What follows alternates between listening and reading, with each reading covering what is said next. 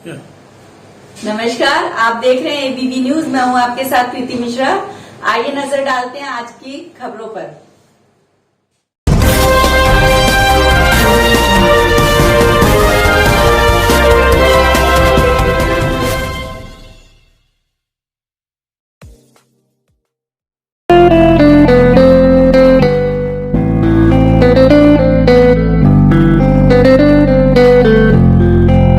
संपर्क करें modern technique enterprises 87 third floor.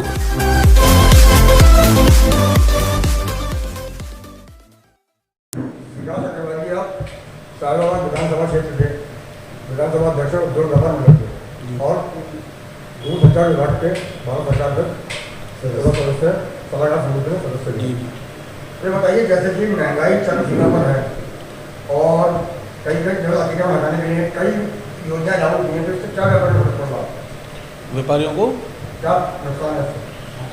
देखिए, महंगाई तो इस समय सबको पता ही है। जो भी है महंगाई, तो हमारा जो देश है, सबसे पहले हम ये देखें, हमारा जो देश की अर्थव्यवस्था है वह जो लोग हैं हमारे, अगर हम लोगों के पास जेब में 10 रुपये है और हम उसको बाज़ार में जाते हैं, खर्च करते हैं, हमारे देश की व्यवस्था पैसा खर्च करने से बढ़ती है।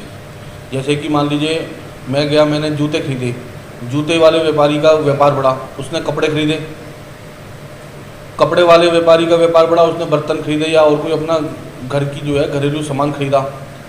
तो महंगाई तो जो है, मैं ये मानता हूँ कि सरकार ने अभी कुछ पैसे कम करे हैं और हो सकता है कि आने वाले समय में और कुछ पैसे कम हों। किन वस्तुओं पर जी, किन वस्तुओं पर पैसे कम करें?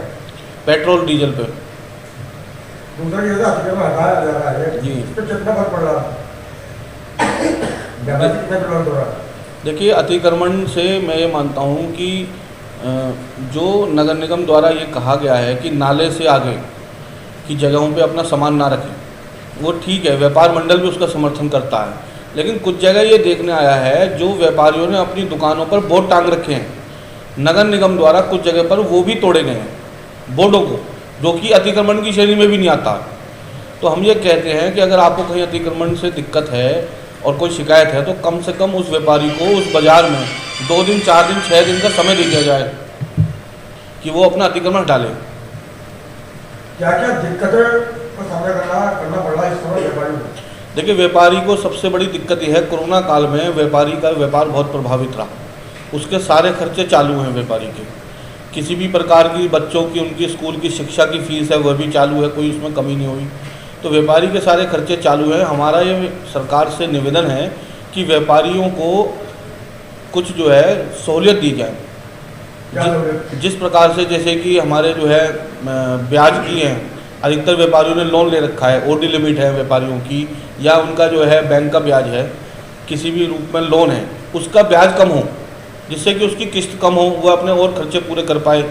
और जिस प्रकार से सरकार द्वारा जो कॉमर्शियल टैक्स है उसको कम किया जाए, जैसे नगर निगम द्वारा या दुकानों पे लगाया जाता है, वह घरेलू टैक्स से ज़्यादा है। अधिकतर व्यापारियों का होना ये रहता है कि जीएसटी में बहुत त्रुटियाँ हैं। तो क्या त्रुटियाँ जीएसटी में, जीएसटी में क्या दिक्कत है?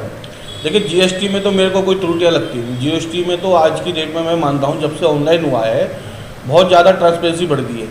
हमारे को कोई भी नोटिस है, कुछ है, हाथ के हाथ मैसेज पे, व्हाट्सएप पे, ऑनलाइन तुरंत हमें उसकी जानकारी प्राप्त होती रहती है। इसमें ये महत्वपूर्ण है कि जो हमने अपना लिखित पढ़त के लिए सीए रख रखा है, लगातार उससे हम पूछते रहें, कोई भी जानकारी उससे लेते रहें, खाली सीए के भरोसे न रह के हम खुद भी जागरूक हों। आपका कहना ये है कि जो इस टाइम व्यापारियों को कोई दिक्कत नहीं है, बहुत बड़ा काम चल रहा है और जो सरकार की जो है गाइडलाइन है उसको फॉलो किया जा रहा है। सरकार की गाइडलाइन का फॉलो हो रहा है। आप देखिए, कोरोना के काल में पूरा देश नहीं, पूरी दुनिया प्रभावित हुई है। उससे हम लोगों को एक व्यापारी समाज एक ऐसा व्यापारी है जो पूरे देश के राष्ट्र के निर्माण में अपनी बहुत महत्वपूर्ण भूमिका निभाता, और सरकार व्यापारियों को और कुछ सहूलियत दे, जिससे उसको जो है अपने व्यापार को खड़ा करने में आसानी हो। दिक्कतें तो व्यापारियों के सामने बहुत हैं, लेकिन व्यापारी एक ऐसा है जो सब दिक्कतों को पार करके आज भी राष्ट्र निर्माण के लिए काम कर रहा है। कोई भी संस्था है, अगर वो चंदा मांगने जाती है, वो किसी ऑनलाइन कंपनी के पास नहीं जाती चंदा मांगने। कोई भी अगर कीर्तन, भंडारा, कोई समाज में सामाजिक दायित्व है, उन सब का निर्वाह आज भी छोटा व्यापारी कर रहा।